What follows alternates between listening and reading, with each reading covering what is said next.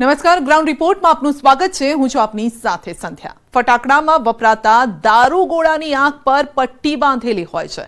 જ્યારે તે ફૂટે છે ત્યારે તે નથી જોતું કે તેની આસપાસ માણસો છે કે વસ્તી. જો કે તંત્રની આંખ પર તો પટ્ટી નથી બાંધેલી હોતી કે તે આવી મોતની ફેક્ટરીઓ ન જોઈ શકે, જે ડીસામાં 1.5 દર્જનથી પણ વધુ લોકોને ભરખી ગઈ છે. પણ લાલચ અને લાંચના ચશ્મા પહેરેલા કેટલાક સરકારી અધિકારીઓને આવી મોતની ફેક્ટરી ક્યાં દેખાશે? ક્યાં સુધી બેદરકારીમાં નિર્દોષ જિંદગીઓ હોમાતી રહેશે? શું દર વખતે મોત બાદ જ તંત્ર જાગશે?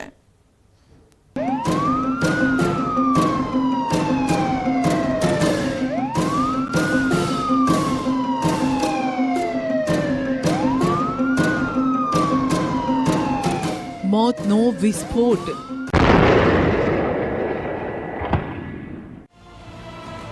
દુઃખનું કાટમાળ.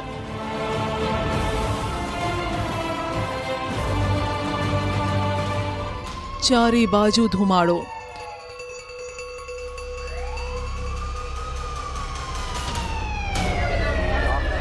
અફરાતફરી.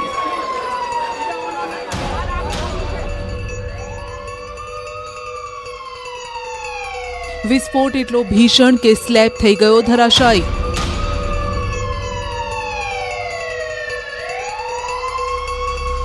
વિસ્ફોટથી દૂર દૂર સુધી ફેંકાયા માનવ અંગો.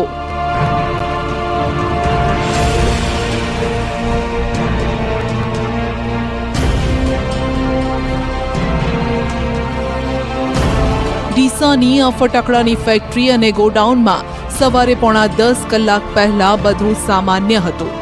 મજૂરો સવારે આવ્યા બાદ રાબેતા મુજબ ફેક્ટરીમાં કામ કરી રહ્યા હતા અને ત્યારે જ અચાનક અહીં એક ભયંકર વિસ્ફોટ થયો. પળવારમાં જ બધું ધ્રુજી ઉઠ્યું. પળવારમાં બધું કાટમાળમાં ફેરવાઈ ગયું. વિસ્ફોટ એટલો પ્રચંડ હતો કે બાજુમાં આવેલું ગોડાઉન ધરાશાયી થતા 200 મીટર સુધી કાટમાળ ફેલાયો. અહીં કામ કરતા મજૂરોના ચિત્રે ચિત્રા ઉડવા લાગ્યા. માનવ અંગો દૂર દૂર સુધી ફેંકાયા. માર્યા ગયેલા મૃતકોની ઓળખ કરવી પણ મુશ્કેલ થઈ ગઈ. જોઈ લો વિસ્ફોટ બાદની આ તસવીરો. બ્લાસ્ટ બાદ કેટલી જિંદગીઓ આ કાટમાળ નીચે ફસાઈ ગઈ. ડીસા નગરપાલિકાના ફાયર ફાઇટર અને 108 એમ્બ્યુલન્સ ઘટના સ્થળે પહોંચી. એસડીઆરએફની ટીમે પણ ઘટના સ્થળે પહોંચી રેસ્ક્યુની કામગીરી હાથ ધરી. આ એવી દુર્ઘટના છે જેને ખુદ આમંત્રણ આપવામાં આવ્યું છે, કેમ કે ફેક્ટરીમાં કામ કરતા મજૂરો આ જોખમી જગ્યાએ પોતાના પરિવાર સાથે રહેતા હતા, જેમના એક પછી એક મૃતદેહ આ રીતે બહાર આવી રહ્યા છે. અંદાજિત સવારે 9:45ની આજુબાજુ ફેક્ટરીમાં પ્રચંડ વિસ્ફોટ થયો હતો. વિસ્ફોટ એટલો બધો તીવ્ર હતો કે એક સાથે વિસ્ફોટ થવાની સાથે જ સમગ્ર ફેક્ટરીનો આરસીસી સ્લેબ નીચે બેસી ગયો હતો. અને જે પ્રાથમિક દ્રષ્ટિએ જાણવા મળી રહ્યું છે તે મુજબ ત્યાં કામ કરતા મજૂરોના પરિવારો પણ અહીંયા જ રહેતા હતા. એથી એ જે પરિવારો છે એ સ્લેબ નીચે દટાયા હોવાનું પ્રાથમિક દ્રષ્ટિએ જાણવા મળી રહ્યું છે. ફાટવાની પ્રાથમિક દ્રષ્ટિએ ઘટના ઘટી છે. એના લીધે બિલ્ડિંગ જે છે ધરાશાયી થયું છે અને નીચે કેટલાક લોકો દટાયેલા છે. કેટલાક લોકોને બહાર કાઢવામાં આવે છે. 5-1 લોકોને અહીંથી રેસ્ક્યુ કરીને હોસ્પિટલ મોકલ્યા છે, જેની ટ્રીટમેન્ટ ચાલી રહી છે. આરોગ્ય વિભાગ, વહીવટીતંત્ર, એસડીઆરએફ, નગરપાલિકા, ફાયર, આ બધી ટીમો અત્યારે કામ કરી રહી છે અને આપણે માતાજીને પ્રાર્થના કરીએ કે બધા સારું બધાનું રેસ્ક્યુ થઈ જાય. વિસ્ફોટ બાદ કેવો ભયાનક આ નજારો છે. રિક્ષાનો પણ ફૂરચો બોલી ગયો. ચારે બાજુ બસ કાટમાળ જ છે. રેસ્ક્યુ ટીમ માટે પણ આ કાટમાળમાંથી લોકોને બચાવવા, મૃતદેહને બહાર કાઢવા પડકારજનક બન્યું છે. મજૂરો ફટાકડા બનાવી રહ્યા હતા અને ત્યારે અચાનક વિસ્ફોટ થયો. મજૂરોના માનવ અંગો દૂર દૂર સુધી ફેંકાયા. બાજુના ખેતરમાંથી પણ માંસના લોચા મળી આવ્યા. ઘટના સ્થળે ભારે અફરાતફરી મચી ગઈ. ફાયર વિભાગના કર્મચારીઓ ભારે જહેમત બાદ આગને કાબૂમાં લેવા માટે તેઓએ જદ્દોજહેદ કરી. જો કે આગની ભયાનકતાના કારણે હજુ પણ મોતનો આંકડો વધવાની શક્યતા છે. ડીસામાં ફટાકડા ફેક્ટરીમાં બ્લાસ્ટ બાદનું સત્ય હજુ બહાર આવવાનું બાકી છે. તેના ગુનેગારોના ચહેરા બેનકાબ થવાના બાકી છે. પણ જેને આ વિસ્ફોટ જોયો તેણે પહેલાં તો કોઈ બોમ્બ બ્લાસ્ટ થયો હોય તેવી ભીતિ થઈ. બાદમાં જ્યારે આ ફેક્ટરીમાંથી ધુમાડો નીકળતા જોયો તો અંદાજ આવ્યો કે ફટાકડાની આ ફેક્ટરી અને ગોડાઉનમાં જ બ્લાસ્ટ થયો છે. અમે તરફડા હતા, અશુભાનો ભડાકો છે અને તોહાડો નીકળ્યો. તારે પછી મેં કીધું કોઈક આ ફેક્ટરીમાં સ્ટેશન પાસે ભડાકો શો છે, નહીં તો ખેતરના બૂટ મળીને આવ્યા હોય અને બધું દારૂખોનું ફૂટ્યું ના વસ્તી પબ્લિક મરી બધું કોઈ કોઈ સારું છે. અહીંયા શું ચાલતું હતું? દારૂખોનાનું ફેક્ટરી છે. કેટલા લોકો નોકરી કરતા હતા? 30 થી 35 જણા. તમે જ્યારે પહોંચ્યા ત્યારે શું હતું અહીંયા? અમે પહોંચ્યા ત્યારે બધા પડી ગયું, પડ્યું બે લાશો બારે પડી હતી. શું ઘટના છે? આ ઘટના એવી થઈ કે હું મારા ઘરે ઢૂવા હતો અને અવાજ આવ્યો જોરથી ધડામથી. એટલે મેં ફોન કર્યો તાત્કાલિક મારા મિત્રને બાજુમાં કે ભાઈ શું થયું, તો કે ફટાકડાની ફેક્ટરીમાં બ્લાસ્ટ થયો છે. પણ અહીંયા આવ્યા પછી જે આનો માલિક છે એ માલિક અહીંયા નથી અને જે અહીંયાના સ્થાનિક લોકો હતા એ સ્થાનિક લોકો દ્વારા જે બચાવવા યોગ્ય લાગતું હતું એ બચાવી શક્યા છે. આગના કારણે અંદર નથી જઈ શક્યા. આગ હતી ભયંકર અને અંદર લગભગ દટાયેલા માણસો ઘણા છે, કેમ કે અંદર ઓકડો ગણવો મુશ્કેલ છે. સ્થાનિકોનું કહેવું છે કે આ ફેક્ટરી 6 થી 7 વર્ષથી ધમધમતી હતી. તેમાં કામ કરનારા બધા મજૂરો ગુજરાત બહારના હતા. 30 થી 35 મજૂરો આ ફેક્ટરીમાં કામ કરતા હોવાનું જાણવા મળ્યું છે.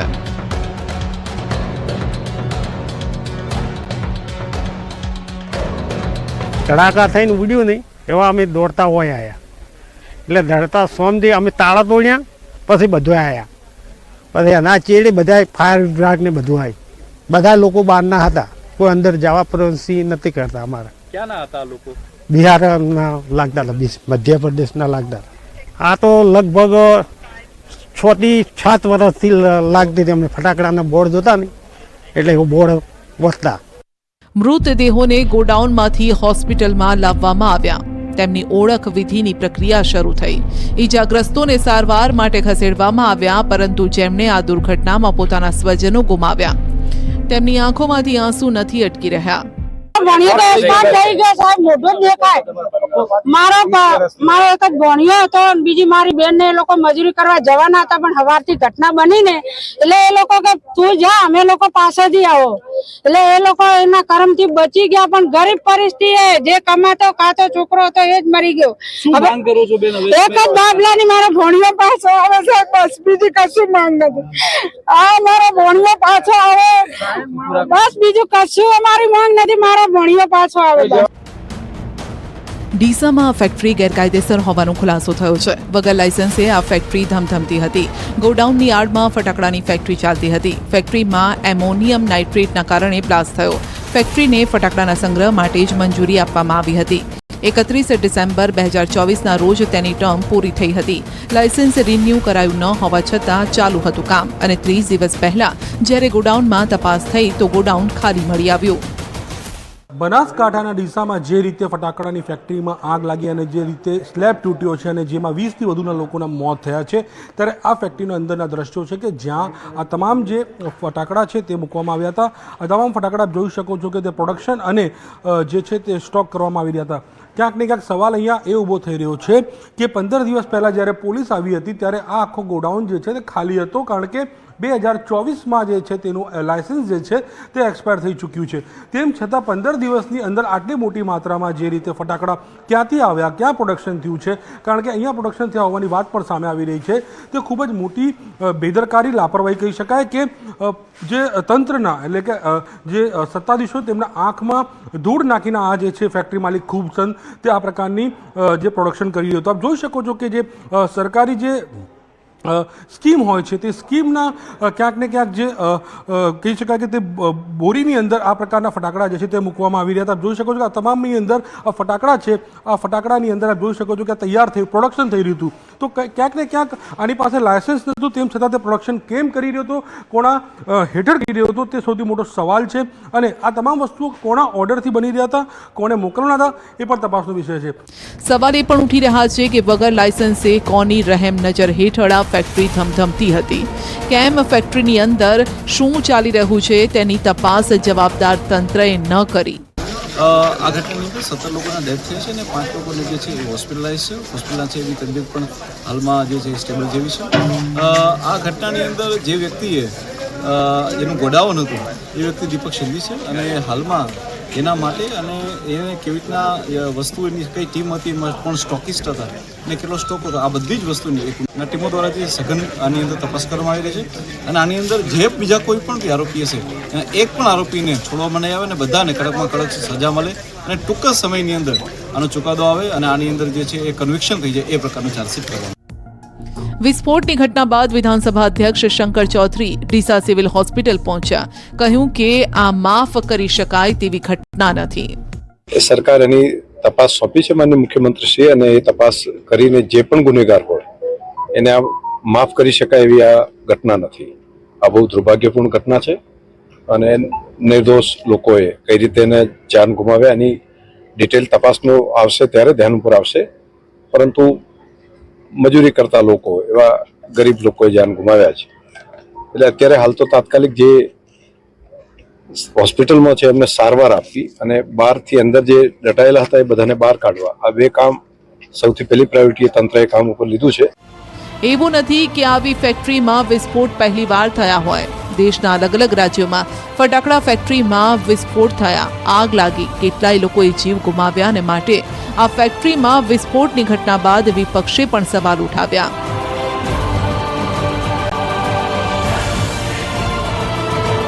કે આગ લાગ્યા બાદ કેમ તંત્ર જાગે છે. ફટાકડા બનાવતી ફેક્ટરીની અંદર મોટો વિસ્ફોટ થવાના કારણે જે માહિતી મળી રહી છે તે પ્રમાણે 17 જેટલા માનવ જિંદગી હોમાઈ ગઈ છે. એટલે કે 17 જેટલા લોકોએ જીવ ગુમાવ્યો છે. આ ફેક્ટરી કઈ રીતે ચાલતી હતી, ફેક્ટરીને લાયસન્સ હતા કે નહીં, અને એની સંપૂર્ણપણે એની ચકાસણી થતી હતી કે નહીં, આવી કોઈ પણ પ્રકારની બાબત હજી સુધી વહીવટી તંત્ર તરફથી આવી નથી. આગ લાગે પછી કૂવો ખોદવામાં પ્રખ્યાત એવા અને કુખ્યાત એવા વહીવટી તંત્ર પાછળથી બધી વાતો કરશે, પણ આ 17 જેટલી માનવ જિંદગી હોમાય અને પછી તંત્ર જાગે, મને એમ લાગે છે કે આનાથી શરમજનક અને બીજી ઘટના હોઈ શકે નહીં. રાજ્યની અંદર આવા બનાવો અવારનવાર બનતા હોય છે અને જે વ્યક્તિની પાસે માત્ર ફટાકડા વેચવાનું લાયસન્સ હોય અને ફટાકડાનું ઉત્પાદન કરતી હોય તો શું જિલ્લાનું વહીવટીતંત્ર અજાણ છે? આજે જે નિર્દોષ લોકોનો ભોગ લેવાયો છે એના માટે જવાબદાર કોણ? સરકારે તાત્કાલિક આ બાબતે કોઈ કાર્યવાહી કરવી જોઈએ. ડીસા ગોડાઉન વિસ્ફોટ અને આગની ઘટનાને લઈ મુખ્યમંત્રી ભૂપેન્દ્ર પટેલે દુઃખ વ્યક્ત કર્યું. સોશિયલ મીડિયા પ્લેટફોર્મ એક્સ પર મુખ્યમંત્રીએ પોસ્ટ કરી. મુખ્યમંત્રીએ મૃતકોના પરિવારજનોને 4 લાખ, ઈજાગ્રસ્તોને 50,000ની સહાયની જાહેરાત કરી. સરકાર તરફથી ઋષિકેશ પટેલનું પણ કહેવું છે કે ફટાકડાના ગોડાઉનમાં 31 ડિસેમ્બર 2024ના રોજ લાયસન્સ રિન્યૂ કરવા અરજી કરેલી, પણ સરકારે લાયસન્સ રિન્યુની અરજી મંજૂર નહોતી કરી. ફરી અરજી કરતા સ્થાનિક તંત્રએ રૂબરૂ મુલાકાત લીધી અને તે દરમિયાન ગોડાઉનમાં ફટાકડાનો જથ્થો ન હતો.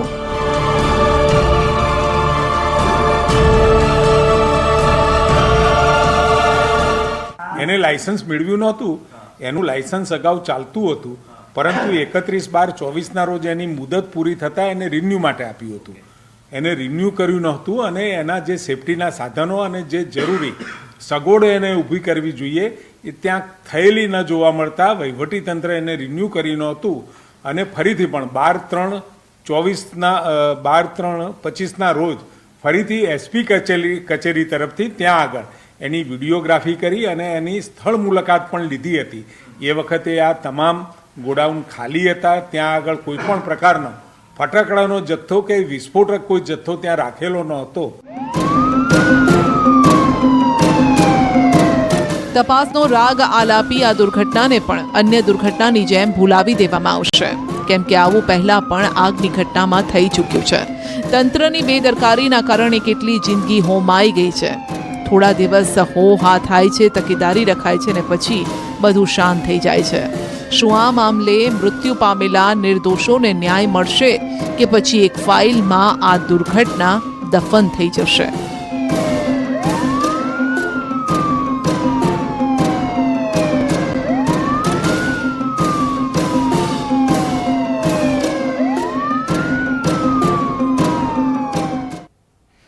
ખાતરની અછત હવે દરેક સિઝનની સમસ્યા બની ગઈ છે. શિયાળો હોય, ચોમાસું હોય કે પછી ઉનાળો, જોવા મળે છે ખાતરની અછત. ગીર સોમનાથમાં છેલ્લા 15 દિવસથી ખેડૂતોને ખાતરના દર્શન નથી થઈ રહ્યા. ખેડૂતોને સમજાઈ નથી રહ્યું કે કેમ સિઝનની શરૂઆતમાં જ ખાતરની અછત સર્જાય છે. શું કાળા બજારીઓ ખાતરમાં ખેલ કરી રહ્યા છે?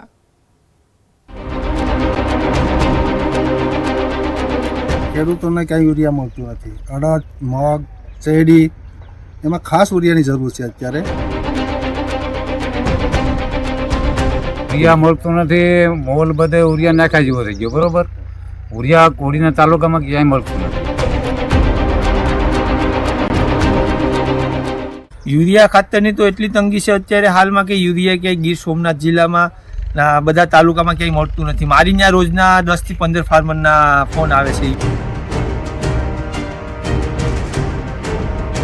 વાવણી સમયે ખેડૂત ખેતરમાં પરસેવો પાડે છે, પણ ગીર સોમનાથના આ ખેડૂતોને જુઓ, જે ઉનાળાના ધોમધકતા તાપમાં આખો દિવસ આ પ્રકારની લાઇનમાં ઊભા રહેવા માટે મજબૂર છે. પહેલા ખેડૂતોએ પોતાનો પાક વેચવા માટે સંઘર્ષ કર્યો. હવે આગામી સિઝનના પાક માટે ખાતરને લઈ રઝળપાટ કરી રહ્યા છે. બધાને ખબર છે કે યુરિયા ખાતર નહીં મળે તો તે ઉનાળુ પાક નહીં લઈ શકે. તેમ છતાં છેલ્લા કેટલાય દિવસોથી સરકાર ખેડૂતોના સંકટનું સમાધાન નથી કરી શકી. શિયાળામાં યુરિયા ખાતરની અછત થઈ હતી. હવે સિઝન બદલાય છે પણ સમસ્યા નહીં. ઉનાળામાં પણ યુરિયા ખાતરની તેજ રામાયણ છે. થોડા દિવસ પહેલા ઉનામાં તો હવે કોડીનાર સહિત ગીર સોમનાથ જિલ્લાના તમામ ખેડૂતો ખાતર માટે કરી રહ્યા છે ખેંચતાણ. ખાતરની અછત હોય કે કાળાબજારીનો મામલો, સજા તો ખેડૂતને જ ભોગવવી પડે છે. અને લાંબો સમયથી યુરિયા કાંઈ મળતું જ નથી. ડીએપી અને એનપીકેની પણ અછત છે. અને ખેડૂતને સરકાર કંઈક કરાવે આમાં તો સારું. બાકી અત્યારે આ બધી પાકને ખાસ ખાતરની જરૂર છે અને ખાતર મળતું નથી. અરે કોડીનાર તાલુકામાં બધામાં ફાટકી લઈએ છે, ક્યાંય ખાતર મળતા નથી. કેટલાક દિવસોથી લગભગ 15-20 દિવસથી ખાતર ક્યાંય નથી. ખેડૂત ખેતરમાં હોળી પહેલા જ બાજરી, તલ, અડદ, મગ, શેરડી જેવા પાકોનું વાવેતર કરી ચૂક્યો છે. હવે તેમને યુરિયા ખાતરની જરૂર છે, જે નથી મળી રહ્યું. ખાતર ડેપો સહિત ખાતર વિક્રેતાને ત્યાં છેલ્લા 15 દિવસથી ધક્કા ખાઈ રહ્યો છે. ધક્કા ખાઈને અમે તો મરી ગયા. કરવું હું ક્યાંય કઈ નથી. કઈ રીતે ક્યાં ધક્કા? અમને ધક્કા એમ ખબર આવે કે કાલ આવીને પંપ દે આવીને ઓલે દે આવીને આવતા જ નથી. તો અમારે શું કરવાનું? અમારે મોલ થઈ ગયો, બધી ખાતર નાખ્યા જેવડે. બરોબર, તો એનું કરવાનું હું 20-22 દિવસ ખાતર મળતું નથી. શું કરવાનું? અમારે જે ખાતરનું જોડવું હોય ક્યારે મળતું નથી. બરોબર, ધક્કા કેટલાક ખાવા. પહેલા શિયાળુ પાકમાં યુરિયા ખાતરની અછત સામે ખેડૂતોએ સંઘર્ષ કર્યો. હવે ઉનાળુ પાકની શરૂઆત થઈ ગઈ છે, ત્યારે પણ અછત સર્જાતા ખેડૂતો સાથે ખાતરની રમત રમવામાં આવતી હોય તેમ ખેડૂતને લાગી રહ્યું છે. ખાતર માફિયા ખાતરની કાળાબજારી કરી રહ્યા હોવાનું ખેડૂતોને લાગી રહ્યું છે. માટે અહીંનો ખેડૂત રોષમાં છે. અને અત્યારે હાલ યુરિયા, બાજરી, અડદ, મગ, તલ એમાં ખાસ જરૂરી છે. અત્યારે જે પાક વાયો એના 15-20 દિવસ છે. અત્યારે પહેલા ડોઝની ખાસ જરૂર છે યુરિયાની. મને લાગે એવું કે આમાં કંઈક ને કંઈક રંધાય છે. આમાં મેન માથાઓ છે એ પણ સંકળાયેલા છે. પૂરી ડિલિવરી કે સપ્લાય આપતા નથી. આપણે ફોન કરીએ તો બાના બતાવે કે ઉપરથી સ્ટોક નથી, અહીંથી નથી. અને સરકાર છે એ મોટી વાતો કરે છે કે અમને એટલો સ્ટોક ફાયરો છે, એટલું આપ્યું છે. કંઈ નથી. યુરિયા ખેડૂતને જોઈએ એટલું મળતું નથી. અને એનપીકે ડીએપીમાં ભાવ વધારો કરવામાં આવવાનો છે એ પણ અમને ખ્યાલ છે. અમને અરજી પણ આપેલી છે. એમાંય અમારે સરકારને વિનંતી છે કે જે ભાવ છે હાલમાં એ રહેવા દો. અત્યારે ખેડૂતોની પરિસ્થિતિ બહુ કફોડી છે. કોડીનારમાં સુગર મિલ આવતા વર્ષે ફરી ધમધમશે, જેને લઈ 7,000થી વધુ હેક્ટર જમીનમાં શેરડીના પાકનું વાવેતર થયાનો અંદાજ છે. છેલ્લા કેટલાય વર્ષથી સારા વરસાદના કારણે પિયતની સુવિધા સારી હોવાથી ઉનાળુ પાકનું પણ સારું વાવેતર થાય છે. પણ પિયત સારું છે, પણ ખાતરને લઈ ખેડૂતો સાથે ખોખોની રમત રમવામાં આવી રહી છે. માટે જ કેટલાક ખેડૂતો કહી રહ્યા છે કે સરકાર જો આ મામલે ગંભીર નહીં થાય તો ગીર સોમનાથના નાના ખેડૂતો ખેતી છોડીને શહેર તરફ પલાયન થશે. આ તાલુકામાં જે મહત્વનો બિલેશ્વર ખાંડ ઉદ્યોગ જે આવતી સાલ ચાલવાનો છે, એના પૂર્વે આ તાલુકામાં જે શેરડી રોપાણ થયેલું છે, અત્યારે અંદાજે 7,500થી 8,000 એકર જેની શેરડી સોંપાણી છે. એને અત્યારે યુરિયા, ડીએપી અને એનપીકે ખાતરની જરૂર પડે છે. હવે એને પાયાના ખાતરમાં થોડું થોડું મળ્યું છે અછતને કારણે, અત્યારે ન મળે તો એના ઉત્પાદનમાં 25થી 40% ઘટાડો થાય અને ખેડૂતોએ એમાં બિયારણ, ખેડ, ખાતર બધું એમાં મહેનત કરી અને એના ટાઈમે ખાતર ન મળે તો મોટી મુશ્કેલી સર્જાય. અન્યથા ખેડૂત છે એ ખેતીમાં ઉત્પાદન ઓછું થશે, એના કારણે ખેતી છોડી અને આજે એનો જે નાનો વર્ગ છે એ શહેર તરફ નાની મોટી નોકરીઓ કરવા રઝળે છે. પુરવઠા કરતાં ડિમાન્ડ વધી ગઈ છે, તેના કારણે શું યુરિયા ખાતરની અછત થઈ છે કે પછી ખેડૂતો જે કાળા બજારીના આરોપ લગાવી રહ્યા છે તે મુજબ ખેડૂતો સાથે ખાતરને લઈ ખેલ થઈ રહ્યો છે? ના, એવું નથી. કાયમી એક ગાડી આવતી 10-15 ટન યુરિયા આવતું, પણ સોલ ટેસ્ટ તો છે, થોડી સિઝન છે ને ફાસ્ટ. ના, અમારે છે ને ઉનાળુ પાક વધારે હોય, પાણીવાળો વિસ્તાર છે ને, સોલ ટેસ્ટ. ના, ડીએપીની અછત, એનપીકેની અછત નથી, તો છે પૂરતા પ્રમાણમાં. આ સિઝન એમાં એમ છે કે અમારે પાણીવાળો વિસ્તાર છે એટલે યુરિયાની સોલ ટેસ્ટ કેટલાક દિવસમાં પૂરું થઈ જશે? બસ 2 દિવસમાં પૂરું. આજે 2 ગાડી ભરાણું એટલે કાયમીની 1-2 ગાડી કોડિયામાં આવે છે, એટલે સોલ ટેસ્ટ હવે નહીં રહી. જો કે અહીં સવાલ એ પણ છે કે જ્યારે ખેડૂતોને ખાતર કે બિયારણની જરૂરિયાત હોય ત્યારે જ કેમ અછત સર્જાય છે? શું કાળા બજારીઓ ખાતર અને બિયારણનો જથ્થો પોતાના ગોડાઉનમાં ભરી લે છે કે પછી તંત્ર જ ખેડૂતો સાથે મજાક કરી રહ્યું છે? દિનેશ સોલંકી, ન્યૂઝ 18 ગુજરાતી, ગીર સોમનાથ. આવી મસાલા ભરવાની મોસમ આવી. બારમાસી મસાલા ભરતી મહિલાઓ આ સમયની રાહ જોતી હોય છે અને ત્યારે હાલ મસાલાના ભાવને લઈને મહિલાઓની ચિંતા હોય છે, પરંતુ આ વખતે મહિલાઓએ તે ચિંતા નહીં કરવી પડે, કારણ કે ચાલુ સિઝનમાં ભાવ પોસાય તેવા છે. બારમાસી મસાલા ભરી દો એટલે આખા વર્ષની શાંતિ. ગૃહિણીઓના મોઢે આપે આ વાત સાંભળી હશે. વાત પણ સાચી છે, કારણ કે આખા વર્ષનું અનાજ, ઘઉં, દાળ, ચોખા માર્ચ એપ્રિલમાં મહિલાઓ ભરી દેતી હોય છે, કારણ કે આજ તો ખરી સિઝન છે, જેથી આખા વર્ષ દરમિયાન સારા નરસા દિવસો આવે તો પણ ઘરમાં અનાજ હોય તો 2 ટંક ભોજન મળી રહે. જો કે અનાજ કઠોળની સાથે હાલ મરચું, હળદર, ધાણા જીરું જેવા મસાલા ખરીદવાની પણ મોસમ છે. ત્યારે હાલ મસાલા માર્કેટમાં પણ નવી સિઝનના મસાલાથી આ માર્કેટ ઉભરાઈ રહ્યા છે. તેવામાં અમદાવાદના મસાલા માર્કેટમાં પણ દર વર્ષની જેમ મસાલાની ભરપૂર આવક થઈ છે. ગૃહિણીઓ ખરીદી માટે પણ પહોંચી રહી છે. જો કે હાલ મસાલાના ભાવ ખિસ્સાને પોસાય તેવા હોવાથી ગૃહિણીઓ પણ ખુશ જોવા મળી રહી છે. पिछले साल और महंगा था, उससे पिछले साल थोड़ा कम था, इस बार और कम आता है. ये जो रेगुलर की चीज़ है ना, वो तो हमको डेली यूज में चाहिए, 2 तो चाहिए ही. दाना का थोड़ा भाव ज़्यादा लगा, पर मिर्ची का कम लगा, इसलिए यहाँ से लिया. ગત વર્ષની સરખામણીએ મરચાના ભાવમાં ઘટાડો નોંધાયો છે. જો હાલના ભાવની વાત કરીએ તો લાલ મરચું કિલો દીઠ 380 થી 550 રૂપિયા મળી રહ્યું છે, જે ગયા વર્ષે